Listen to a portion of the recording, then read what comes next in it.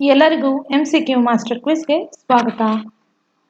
ಇಂದಿನ ಮೊದಲನೇ ಪ್ರಶ್ನೆ, 2026ನೇ ಸಾಲಿನ ಪ್ರತಿಷ್ಠಿತ ಲೋಕಮಾನ್ಯ ತಿಲಕ್ ರಾಷ್ಟ್ರೀಯ ಪ್ರಶಸ್ತಿಗೆ ಆಯ್ಕೆಯಾದವರು ಯಾರು ಅಂತ ಕ್ವಶನ್ ಇದೆ. Options Yadav, doctor S Jaishankar, option A, option B Ajit Doval, option C general Anil Chauhan, option D Samant Goyal. ಸರಿಯಾದ ಉತ್ತರ ಅಜಿತ್ ದೋವಲ್. ಅವರಿಗೆ 2026ನೇ ಸಾಲಿನ ಪ್ರತಿಷ್ಠಿತ ಲೋಕಮಾನ್ಯ ತಿಲಕ್ ರಾಷ್ಟ್ರೀಯ ಪ್ರಶಸ್ತಿಗೆ ಆಯ್ಕೆಯಾದವರು ಇವರು. ಇದ್ರ ಬಗ್ಗೆ ಸ್ವಲ್ಪ ಡೀಪ್ ಆಗಿ ತಿಳ್ಕೊಳ್ಳೋದ.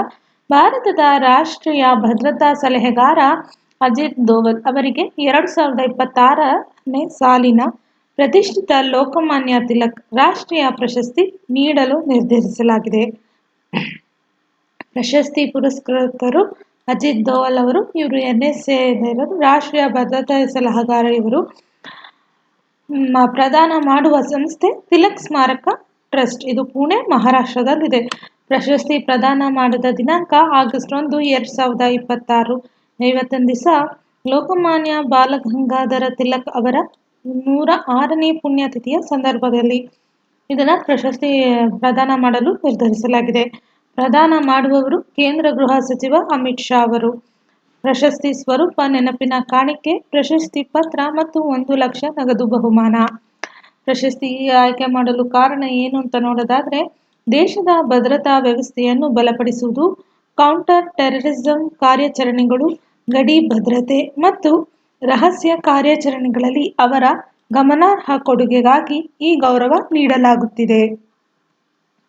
ಅಜಿತ್ ದೋವಲ್ ಅವರ ಪ್ರಮುಖ ಕೊಡುಗೆಗಳನ್ನು ನೋಡೋದಾದ್ರೆ, ಮಿಜೋರಾಂ ಮತ್ತು ಪಂಜಾಬ್ ಅಲ್ಲಿ ದಂಗೆಕೋರರ ವಿರುದ್ಧ ನಡೆದ ಆಪರೇಷನ್ ಬ್ಲ್ಯಾಕ್ ಥಂಡರ್ನಲ್ಲಿ ಪ್ರಮುಖ ಪಾತ್ರ ವಹಿಸಿದ್ದಾರೆ. ಬಾಲಕೋಟ್ ಏರ್ ಸ್ಟ್ರೈಕ್ 2019ರಲ್ಲಿ ನಡೆದಿರುವಂಥದ್ದು. ಸರ್ಜಿಕಲ್ ಸ್ಟ್ರೈಕ್ ತಂತ್ರ ರಚನೆ ಮತ್ತು ನಿರ್ವಹಣೆ. ಆಮೇಲೆ ಮೂರನೇದು ಡೋಕ್ಲಾಮ್ ಬಿಕ್ಕಟ್ಟು. ಇದು ಭಾರತ ಚೀನಾ ನಡುವಿನ ಗಡಿ ಬಿಕ್ಕಟ್ಟನ್ನು ರಾಜತಾಂತ್ರಿಕವಾಗಿ ಪರಿಹರಿಸುವುದರಲ್ಲಿ ಪ್ರಮುಖ ಪಾತ್ರ ವಹಿಸಿದ್ದಾರೆ. ಇವ್ರ ಹಿನ್ನೆಲೆ ಅಂತ ನೋಡಿದಾದ್ರೆ, 1968ರ ಕೇರಳ ಡೆಕ್ಕನ್ನ IPS ಅಧಿಕಾರಿಯಾದ ಇವರು 2004-2005ರಲ್ಲಿ ಇಂಟೆಲಿಜೆನ್ಸ್ ಬ್ಯೂರೋ ನಿರ್ದೇಶಕರಾಗಿಯೂ ಸೇವೆ ಸಲ್ಲಿಸಿದ್ದರು. ಭಾರತದ ಇತಿಹಾಸದಲ್ಲೇ ಅತ್ಯಂತ ದೀರ್ಘಾವಧಿಗೆ NSA ಆಗಿ ಕಾರ್ಯನಿರ್ವಹಿಸುತ್ತಿದ್ದಾರೆ. ಇನ್ನು ಲೋಕಮಾನ್ಯ ತಿಲಕ್ ರಾಷ್ಟ್ರೀಯ ಪ್ರಶಸ್ತಿಯ ಈ ಇತಿಹಾಸ ನೋಡೋದಾದ್ರೆ, ಇದು ಸ್ಥಾಪನೆಯಾಗಿದ್ದು 1983ರಲ್ಲಿ. ಇದರ ಉದ್ದೇಶ ರಾಷ್ಟ್ರೀಯ ನಿರ್ಮಾಣ ಮತ್ತು ದೇಶಕ್ಕಾಗಿ ಅಸಾಧಾರಣ ಕೊಡುಗೆ ನೀಡಿದ ವ್ಯಕ್ತಿಗಳನ್ನು ಗೌರವಿಸುವುದು. ಮೊದಲ ವಿಜೇತರು ಯಾರು ಅಂದ್ರೆ SM ಜೋಶಿ ಅವರು. ಇವರು ಯಾವ ಕ್ಯಾಟಗರಿ ಅಂದ್ರೆ ಸಮಾಜವಾದಿ ನಾಯಕರು.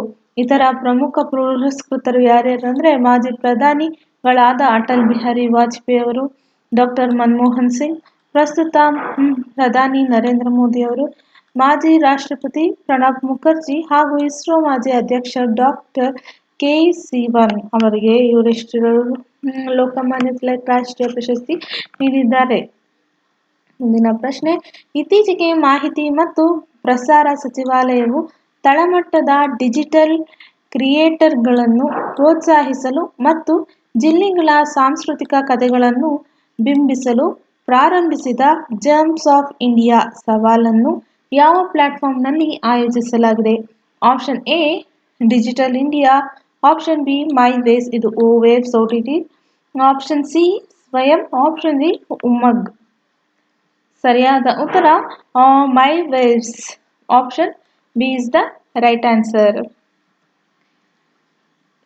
ಕೇಂದ್ರ ಮಾಹಿತಿ ಮತ್ತು ಪ್ರಸಾರ ಸಚಿವಾಲಯವು ತಳಮಟ್ಟದ ಡಿಜಿಟಲ್ ಪ್ರಾಧಿಕಾರಗಳು ಮತ್ತು ವಿಷಯ ಸೃಷ್ಟಿಕರ್ತರನ್ನು ಪ್ರೋತ್ಸಾಹಿಸಲು ಜರ್ಮ್ಸ್ ಆಫ್ ಇಂಡಿಯಾ ಸವಾಲು ಆರಂಭಿಸಿದ ಸಚಿವಾಲಯ ಯಾವುದು ಅಂದ್ರೆ ಮಾಹಿತಿ ಮತ್ತು ಪ್ರಸಾರ ಸಚಿವಾಲಯ. ಇದರ ಉದ್ದೇಶ ಭಾರತ ಪ್ರತಿಯೊಂದು ಜಿಲ್ಲೆಯ ಸಂಸ್ಕೃತಿ, ಪರಂಪರೆ, ಪ್ರವಾಸೋದ್ಯಮ, ಇತಿಹಾಸ ಮತ್ತು ಸಾಧನೆಗಳನ್ನು ಪ್ರತಿಬಿಂಬಿಸಲು ಡಿಜಿಟಲ್ ಕಂಟೆಂಟ್ ಕ್ರಿಯೇಟರ್ಗಳನ್ನು ಗುರುತಿಸುವುದು ಮತ್ತು ಪ್ರೋತ್ಸಾಹಿಸುವುದು. ಪ್ಲಾಟ್ಫಾರ್ಮ್ ನೋಡೋದು ಯಾವ ಪ್ಲಾಟ್ಫಾರ್ಮ್ ಅಂದ್ರೆ, ಇದು ವೇವ್ಸ್ OTT ವ್ಯವಸ್ಥೆಯಲ್ಲಿ ಅಡಿಯಲ್ಲಿ ಬರುವ ಮೈ ವೇವ್ಸ್ ಪ್ಲಾಟ್ಫಾರ್ಮ್ನಲ್ಲಿ ಇದನ್ನು ಆಯೋಜಿಸಲಾಗಿದೆ. ವಿಡಿಯೋ ಮಾನದಂಡ ಸೃಷ್ಟಿಕರ್ತರು ತಮ್ಮ ಜಿಲ್ಲೆಯ ವೈಶಿಷ್ಟ್ಯಗಳ ಕುರಿತು 1ರಿಂದ 3 ನಿಮಿಷಗಳ ಕಾಲ ಮೂಲ ವಿಡಿಯೋಗಳನ್ನು ಅಪ್ಲೋಡ್ ಮಾಡಬೇಕಾಗುತ್ತದೆ. ಓಕೆ, ಆಮೇಲಿಂದ ಪ್ರಾಯೋಗಿಕ ಹಂತ ಆಗಸ್ಟ್ 1ರಿಂದ 31, 2026ರವರೆಗೆ ಅಂಡಮಾನ್ ಮತ್ತು ನಿಕೋಬಾರ್, ಅರುಣಾಚಲ ಪ್ರದೇಶ, ಚಂಡೀಗಢ, ದಾದ್ರಾ ಮತ್ತು ನಾಗರ್ ಹಾವೇಲಿ, ದಾಮನ್ ಮತ್ತು ದಿಯು, ಗೋವಾ ಹಾಗೂ ಲಡಾಖ್ಗಳಲ್ಲಿ ಅನುಷ್ಠಾನಗೊಳ್ಳಲಿದೆ.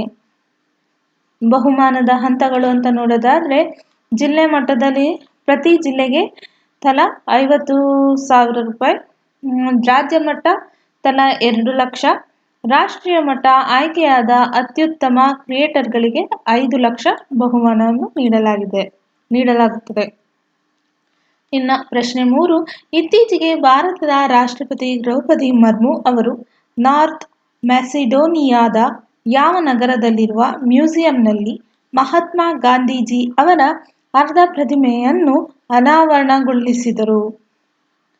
Option A Bitola, option B Skopje, option C Ohrid, option D Tetovo. ಸರಿಯಾದ ಉತ್ತರ ಸ್ಕೂಪ್ಜೆ. ಭಾರತದ ರಾಷ್ಟ್ರಪತಿ ದ್ರೌಪದಿ ಮುರ್ಮು ಅವರು ನಾರ್ತ್ ಮೆಸಿಡೋನಿಯಾಗೆ ನಡೆಸಿದ ಐತಿಹಾಸಿಕ ಭೇಟಿಯ ಸಂದರ್ಭದಲ್ಲಿ ರಾಜಧಾನಿ ಸ್ಕೊಪ್ಜೆಯಲ್ಲಿರುವ museum of the city of ಸ್ಕೊಪ್ಜೆನಲ್ಲಿ ಮಹಾತ್ಮ ಗಾಂಧೀಜಿ ಅವರ ಅರ್ಧ ಪ್ರತಿಮೆಯನ್ನು ಅನಾವರಣಗೊಳಿಸಿದ್ದಾರೆ.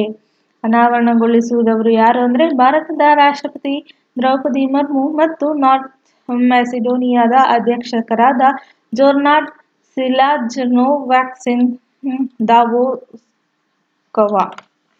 ಸ್ಥಳ ಎಲ್ಲಿ ಅಂದರೆ ಇದು ಇನಾಗ್ರೇಟ್ ಮಾಡಿರೋದು museum of the city of ಸ್ಕೊಪ್ಜಾದಲ್ಲಿ. ಇದ್ರ ವಿಶೇಷತೆ ಏನು ಅಂದರೆ ಭಾರತದ ರಾಷ್ಟ್ರಪತಿಯೊಬ್ಬರು ಬಾಲ್ಕನ್ ರಾಷ್ಟ್ರವಾದ ನಾರ್ತ್ ಮೆಸಿಡೋನಿಯಾಗೆ ನೀಡಿದ ಮೊದಲ ರಾಜ್ಯ ಭೇಟಿ ಇದಾಗಿದೆ. ಇನ್ನು ಐತಿಹಾಸಿಕ ಸಂದರ್ಭ ಅಂತ ನೋಡೋದಾದ್ರೆ, ರಾಷ್ಟ್ರಪತಿಗಳು ಸ್ಕೊಪ್ಜದಲ್ಲಿರುವ ಮದರ್ ತೆರೇಸಾ ಅವರ ಸ್ಮಾರಕಕ್ಕೂ ಭೇಟಿ ನೀಡಿದ್ದರು. ಮದರ್ ತೆರೇಸಾ ಅವರು 1910ರಲ್ಲಿ ಇದೇ ಸ್ಕೊಪ್ಜಾ ನಗರದಲ್ಲಿ ಜನಿಸಿದರು. ಪ್ರಮುಖ ಘೋಷಣೆ ಏನು ಅಂದರೆ, ಈ ಭೇಟಿಯ ಸಂದರ್ಭದಲ್ಲಿ ಭಾರತವು ನಾರ್ತ್ ಮೆಸಿಡೋನಿಯಾಕ್ಕಾಗಿ ನೀಡುವ ITEC means Indian technical and economic corporation ಸ್ಕಾಟ್ಗಳ ಸಂಖ್ಯೆಯನ್ನು ದ್ವಿಗುಣಗೊಳಿಸುವುದಾಗಿ ಘೋಷಿಸಿತು. 4ನೇ ಪ್ರಶ್ನೆ, ರಕ್ಷಣಾ ಸಚಿವ ರಾಜನಾಥ್ ಸಿಂಗ್ ಅವರು ಇತ್ತೀಚೆಗೆ ಫ್ಲಾಗ್ ಇನ್ ಮಾಡಿದ ಭಾರತದ ಮೊದಲ ತ್ರಿಸೇವಾ ಮಹಿಳಾ ಅಧಿಕಾರಿಗಳ ಸಾಗರ ಪರಿಕ್ರಮಣ ಸಾಹಸಯಾತ್ರೆಯ ಹೆಸರೇನು? ಆಪ್ಷನ್ ಎ ಸಾಗರ ಪರಿಕ್ರಮ, ಆಪ್ಷನ್ ಬಿ ಸಮುದ್ರ ಪ್ರದಕ್ಷಿಣೆ, ಆಪ್ಷನ್ ಸಿ ನಾವಿಕಾ ಸಾಗರ ಪರಿಕ್ರಮ, ಆಪ್ಷನ್ ಡಿ ಸಮುದ್ರ ಶಕ್ತಿ. ಸರಿಯಾದ ಉತ್ತರ ಸಮುದ್ರ ಪ್ರದಕ್ಷಿಣೆ. Option B is the right answer.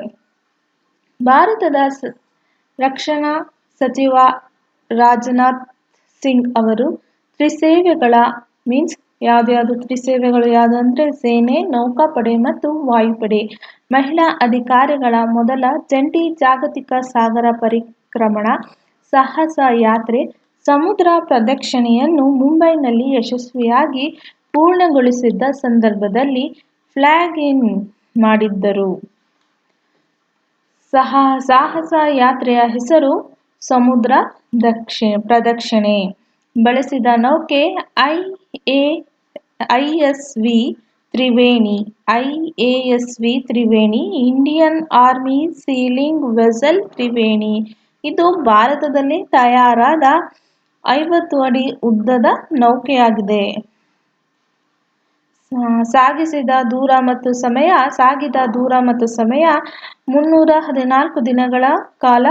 ಸುದೀರ್ಘ ಪಯಣದಲ್ಲಿ 4 ಪ್ರಮುಖ ಸಾಗರಗಳನ್ನು ಹಾದು ಸುಮಾರು 25,500 ನಾಟಿಕಲ್ ಮೈಲುಗಳನ್ನು ಕ್ರಮಿಸಲಾಗಿದೆ. ತಂಡದ ಸಂಯೋಜನೆ ಭಾರತೀಯ ಭೂಸೇನೆ, ನೌಕಾಪಡೆ ಮತ್ತು ವಾಯುಪಡೆಯ 9 ಮಹಿಳಾ ಅಧಿಕಾರಿಗಳ ಜಂಟಿ ತಂಡವಾಗಿರುತ್ತೆ. ವಿಶೇಷ ಸಾಧನೆ ಈ ಪಯಣದಲ್ಲಿ ತಂಡವು ಸಮಭಾಜಕ ವೃತ್ತವನ್ನು 2 ಬಾರಿ ದಾಟಿದೆ ಹಾಗೂ ಕೇಪ್ ಲಿವಿನ್, ಕೇಪ್ ಹಾರ್ನ್ ಮತ್ತು ಕೇಪ್ ಆಫ್ ಗುಡ್ ಹೋಪ್ಗಳನ್ನು ಸುತ್ತುವರೆದು ಕೇಪ್ ಹಾರ್ನ್ಸ್ ಗೌರವ ಪಡೆದಿದೆ. ಮುಂದಿನ ಪ್ರಶ್ನೆ, ಇತ್ತೀಚೆಗೆ ಗ್ರಾಮೀಣ ಪ್ರದೇಶಗಳಲ್ಲಿ ಇಂಧನಕ್ಕಾಗಿ ಬೇಕಾಗುವ ಉರುವಲಿನ ಸುಸ್ಥಿರ ಪೂರೈಕೆಯನ್ನು ಖಚಿತಪಡಿಸಲು ಪ್ರತಿಯೊಂದು ಅಭಿವೃದ್ಧಿ ಬ್ಲಾಕ್ನಲ್ಲಿ ಎನರ್ಜಿ ಫಾರೆಸ್ಟ್ ಸ್ಥಾಪಿಸಲು ನಿರ್ಧರಿಸಿದ ರಾಜ್ಯ ಯಾವುದು? Option A Madhya Pradesh, option B Uttar Pradesh, option C Rajasthan, option D Bihar. ಸರಿಯಾದ ಉತ್ತರ ಆಪ್ಷನ್ ಬಿ ಉತ್ತರ ಪ್ರದೇಶ. ಉತ್ತರ ಪ್ರದೇಶ ಸರ್ಕಾರವು ಗ್ರಾಮೀಣ ಪ್ರದೇಶಗಳಲ್ಲಿ ಉರಿಯಲ್ಲಿನ ಸೌದೆಯ ಕೊರತೆಯನ್ನು ನೀಗಿಸಲು ಮತ್ತು ಪರಿಸರ ಸಂರಕ್ಷಣೆ ಉತ್ತೇಜನ ನೀಡಲು ರಾಜ್ಯದ ಪ್ರತಿಯೊಂದು ಅಭಿವೃದ್ಧಿ block development block energy forest ಶಕ್ತಿ ವನ ಸ್ಥಾಪಿಸಲು ನಿರ್ಧರಿಸಿದೆ. ಅಭಿಯಾನದ ಹೆಸರು ತಾಯಿಯ ಹೆಸರಿನಲ್ಲಿ ಒಂದು ಮರ, ಏಕ್ ಪದ್ ಮಾ ಕೆ ನಾಮ್ ಪ್ಲಾಂಟೇಶನ್ ಮಹಾಯಜ್ಞ 2026. ವ್ಯಾಪ್ತಿ ಉತ್ತರ ಪ್ರದೇಶದ ಪ್ರತಿಯೊಂದು ಅಭಿವೃದ್ಧಿ ಬ್ಲಾಕ್ನಲ್ಲಿ ಕನಿಷ್ಠ 1 ಹೆಕ್ಟೇರ್ ಪ್ರದೇಶದಲ್ಲಿ ಎನರ್ಜಿ ಫಾರೆಸ್ಟ್ ಅಭಿವೃದ್ಧಿ ಪಡಿಸಲಾಗುವುದು. ಸ್ಥಳ ಅರಣ್ಯ ಭೂಮಿ, ಗ್ರಾಮ ಪಂಚಾಯತ್ ಭೂಮಿ ಅಥವಾ ಸಮುದಾಯದ ಕೃಷಿ ಭೂಮಿಗಳಲ್ಲಿ ಇದನ್ನು ಬೆಳೆಸಲಾಗುತ್ತದೆ. ನೆಡಲಾಗುವ ಸಸ್ಯಗಳು ವೇಗವಾಗಿ ಬೆಳೆಯುವ ಮತ್ತು ಉರುವಲಿಗೆ ಸೂಕ್ತವಾದ ಆಲ್ಡರ್, ಅಕೇಶಿಯಾ, ಸುಬಬುಲ್ ಮತ್ತು ಕದಂಬ ಮತ್ತು ಗಮ್ ಮರಗಳನ್ನು ನೆಡಲಾಗುತ್ತದೆ. ಇದರ ಉದ್ದೇಶ ನೈಸರ್ಗಿಕ ಅರಣ್ಯಗಳ ಮೇಲಿನ ಉರುವಲಿನ ಒತ್ತಡವನ್ನು ಕಡಿಮೆ ಮಾಡುವುದು ಮತ್ತು ಗ್ರಾಮೀಣ ಪ್ರದೇಶಗಳಿಗೆ ಸುಸ್ಥಿರ ಇಂಧನ ಆಧಾರಿತ ಮರಗಳನ್ನು ಒದಗಿಸುವುದು. ಅನುಷ್ಠಾನ ಇಲಾಖೆಗಳು ಅರಣ್ಯ ಮತ್ತು ವನ್ಯಜೀವಿ ಇಲಾಖೆ, ಗ್ರಾಮೀಣಾಭಿವೃದ್ಧಿ ಇಲಾಖೆ ಮತ್ತು ಪಂಚಾಯತ್ ರಾಜ್ ಇಲಾಖೆ ಜಂಟಿಯಾಗಿ ಇದನ್ನು ಅನುಷ್ಠಾನಗೊಳಿಸಲಿದೆ. ಪ್ರಶ್ನೆ 6, ಇತ್ತೀಚೆಗೆ ಸುದ್ದಿಯಲ್ಲಿದ್ದ ಆತ್ಮನಿರ್ಭರ ಧನಶೀಲತೆ ಪರಿಸರ ವ್ಯವಸ್ಥೆಗೆ ಸಂಬಂಧಿಸಿದಂತೆ ಕೆಳಗಿನ ಹೇಳಿಕೆಗಳಲ್ಲಿ ಯಾವುದು ಸರಿಯಾಗಿದೆ? ಇದು ಮೊದಲನೇ ಹೇಳಿಕೆ ಏನಂದ್ರೆ, ಇದು ಭಾರತದ ಸಾಮಾಜಿಕ ಕ್ಷೇತ್ರಕ್ಕೆ ಸಂಪೂರ್ಣವಾಗಿ ವಿದೇಶಿ ಅನುದಾನವನ್ನು ನಿಷೇಧಿಸುವ ಪ್ರಸ್ತಾವನೆಯಾಗಿದೆ. ಭಾರತದಲ್ಲಿ ವಿದೇಶಿಯ ಖಾಸಗಿ ದೇಣಿಗೆಯು ವಿದೇಶಿ ಮೂಲದ ದೇಣಿಗೆಗಳಿಗಿಂತ 5 ಪಟ್ಟು ಹೆಚ್ಚಾಗಿವೆ. ಆಪ್ಷನ್ಸ್ ಏನಂದ್ರೆ, ಆಪ್ಷನ್ ಎ ಹೇಳುತ್ತೆ 1 ಮಾತ್ರ ಸರಿ, ಆಪ್ಷನ್ ಬಿ 2 ಮಾತ್ರ ಸರಿ, ಆಪ್ಷನ್ ಸಿ 1 ಮತ್ತು 2 ಸರಿ ಇದೆ ಅಂತ ಉತ್ತರ, ಆಪ್ಷನ್ ಡಿ 2 ಸರಿ ಇರಲ್ಲ. ಸರಿಯಾದ ಉತ್ತರ 2 ಮಾತ್ರ ಸರಿ. ಭಾರತದಲ್ಲಿ ದೇಶೀಯ ಖಾಸಗಿ ದೇಣಿಗೆಯು ಡೊಮೆಸ್ಟಿಕ್ ಪ್ರೈವೇಟ್ ಗಿವಿಂಗ್ ವಿದೇಶಿ ಮೂಲದ ದೇಣಿಗೆಗಳಿಗಿಂತ 5 ಪಟ್ಟು ಹೆಚ್ಚಾಗಿದೆ. Option B is the right answer. ಅದಕ್ಕೆ ಆತ್ಮನಿರ್ಭರ ಧನಶೀಲತೆ ಪರಿಸರ ವ್ಯವಸ್ಥೆ ಆತ್ಮನಿರ್ಭರ್ ಫಿಲಾಂಥ್ರೋಪಿ ಎಕೋಸಿಸ್ಟಮ್. ಆತ್ಮನಿರ್ಭರ ದಾನಶೀಲತೆ ಪರಿಸರ ವ್ಯವಸ್ಥೆ ಎಂಬುದು ಭಾರತದ ಸಾಮಾಜಿಕ ಮತ್ತು ಅಭಿವೃದ್ಧಿ ಕ್ಷೇತ್ರದಲ್ಲಿನ ಪ್ರಮುಖ ಪ್ರಚಲಿತ ವಿಷಯವಾಗಿದೆ. ಆತ್ಮನಿರ್ಭರ ಧನಶೀಲತೆ ಎಂದರೇನು? ಸಾಮಾಜಿಕ ಅಭಿವೃದ್ಧಿಗೆ ವಿದೇಶಿ ದೇಣಿಗೆ ಮತ್ತು ಅನುದಾನಗಳನ್ನು ನೆಚ್ಚಿಕೊಳ್ಳುವ ಬದಲು ಭಾರತದ ಸ್ವಂತ ಉದ್ಯಮಿಗಳು, ಕಾರ್ಪೊರೇಟ್ ಸಂಸ್ಥೆಗಳು ಮತ್ತು ಸಾಮಾನ್ಯ ನಾಗರಿಕರ ದೇಣಿಗೆಯ ಮೂಲಕ ದೇಶೀಯ ಧನಸಹಾಯ ವ್ಯವಸ್ಥೆಯನ್ನು ಬಲಪಡಿಸುವುದೇ ಈ ಪರಿಕಲ್ಪನೆ. ಪ್ರಸ್ತುತ ಸ್ಥಿತಿ ಭಾರತದಲ್ಲಿ ಪ್ರಸ್ತುತ ದೇಶೀಯ ಖಾಸಗಿ ದಾನಶೀಲತೆಯು ಡೊಮೆಸ್ಟಿಕ್ ಪ್ರೈವೇಟ್ ಫಿಲಾಂಥ್ರಪಿ ವಾರ್ಷಿಕ 1.18 ಲಕ್ಷ ಕೋಟಿಗೂ ಅಧಿಕ ತಲುಪಿದ್ದು, ಇದು ವಿದೇಶಿ ಅನುದಾನಗಳಿಗಿಂತ 5 ಪಟ್ಟು ಹೆಚ್ಚಾಗಿದೆ. ಪ್ರಮುಖ 3 ಸ್ತಂಭಗಳು ಯಾವುದು ಅಂತ ನೋಡೋದಾದ್ರೆ, ಮೊದಲನೇದು ಕಾರ್ಪೊರೇಟ್ ಸಾಫಲ್ಯ ಮೀನ್ಸ್ ಕಂಪನಿಗಳ ಕಾಯ್ದೆ 2013ರ ಸೆಕ್ಷನ್ 135 ಅಡಿಯಲ್ಲಿ ವಾರ್ಷಿಕ 40,000 ಕೋಟಿಗೂ ಅಧಿಕ CSR ನಿಧಿ ಹರಿಯುತ್ತಿದೆ. ಎರಡನೇದು ಕುಟುಂಬ ಮತ್ತು ಉದ್ಯಮಿಗಳ ದೇಣಿಗೆ ಕುಟುಂಬ ಆಧಾರಿತ ಧನಶೀಲತೆ ದ್ವಿಗುಣಗೊಳಿಸುತ್ತದೆ. ಮೂರನೇದು ಡಿಜಿಟಲ್ ಧನ ಸಹಾಯ UPI, SIP ಮತ್ತು ತಂತ್ರಜ್ಞಾನದ ನೆರವಿನಿಂದ ಸಾಮಾನ್ಯ ನಾಗರಿಕರು ಸಣ್ಣ ಪ್ರಮಾಣದ ದೇಣಿಗೆ ನೀಡುವುದು. ಪ್ರಮುಖ ಸವಾಲುಗಳು ಗಡಿಬಿಡಿಯ ಸಣ್ಣ ಮಟ್ಟದ NGOಗಳಿಗೆ ಧನ ಸಹಾಯಗಳ ತಲುಪಿರುವುದು, ನಿಯಂತ್ರಣದ ತೊಡಕುಗಳು ಮತ್ತು ದೊಡ್ಡ ನಗರಗಳಿಗಷ್ಟೇ ದೇಣಿಗೆ ಸೀಮಿತವಾಗಿರುವುದು. ಪ್ರಶ್ನೆ 7. ಇತ್ತೀಚೆಗೆ ಸುದ್ದಿಯಲ್ಲಿದ್ದ ನಿಫ್ಟಿ 500 ಅಹಿಂಸಾ ಸೂಚ್ಯಂಕ ಮೀನ್ಸ್ ನಿಫ್ಟಿ 500 ಅಹಿಂಸಾ ಇಂಡೆಕ್ಸ್ ಕುರಿತು ಕೆಳಗಿನ ಯಾವ ಹೇಳಿಕೆ ಸರಿಯಾಗಿದೆ? ಆಪ್ಷನ್ ಎ, ಇದು ಬ್ಯಾಂಕಿಂಗ್ ವಲಯ ಷೇರುಗಳನ್ನು ಮಾತ್ರ ಒಳಗೊಂಡಿದೆ. ಇದು ಪ್ರಾಣಿ ಹಿಂಸೆ, ತಂಬಾಕು, ಮದ್ಯ ಮತ್ತು ಶಸ್ತ್ರಾಸ್ತ್ರ ಉದ್ಯಮದ ಕಂಪನಿಗಳನ್ನು ಹೊರಗಿಟ್ಟು ನೈತಿಕ ಹೂಡಿಕೆ ಬೆಂಬಲ ನೀಡುತ್ತದೆ. ಆಪ್ಷನ್ ಸಿ, ಇದನ್ನು ರಿಸರ್ವ್ ಬ್ಯಾಂಕ್ ಆಫ್ ಇಂಡಿಯಾ ಪ್ರಕಟಿಸುತ್ತದೆ. ಆಪ್ಷನ್ ಡಿ, ಇದು ಕೇವಲ ವಿದೇಶಿ ಹೂಡಿಕೆದಾರರಿಗೆ ಸೀಮಿತವಾಗಿದೆ. ಸರಿಯಾದ ಉತ್ತರ ಆಪ್ಷನ್ ಬಿ, ಇದು ಪ್ರಾಣಿ ಹಿಂಸೆ, ತಂಬಾಕು, ಮದ್ಯ ಮತ್ತು ಶಸ್ತ್ರಾಸ್ತ್ರ ಉದ್ಯಮದ ಕಂಪನಿಗಳನ್ನು ಹೊರಗಿಟ್ಟು ನೈತಿಕ ಹೂಡಿಕೆ ಬೆಂಬಲ ನೀಡುತ್ತದೆ.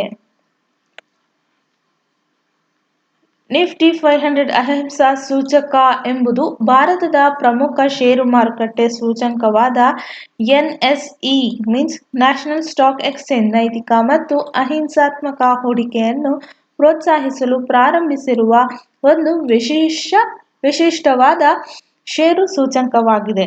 ಸೂಚ್ಯಂಕದ ಆಧಾರ ಬೇಸ್ ಇಂಡೆಕ್ಸ್ ಮೀನ್ಸ್ ಈ ಸೂಚ್ಯಂಕವನ್ನು ನಿಫ್ಟಿ 500ನ 500 ಪ್ರಮುಖ ಕಂಪನಿಗಳ ಷೇರುಗಳ ಆಧಾರದ ಮೇಲೆ ನಿರ್ಮಿಸಲಾಗಿದೆ.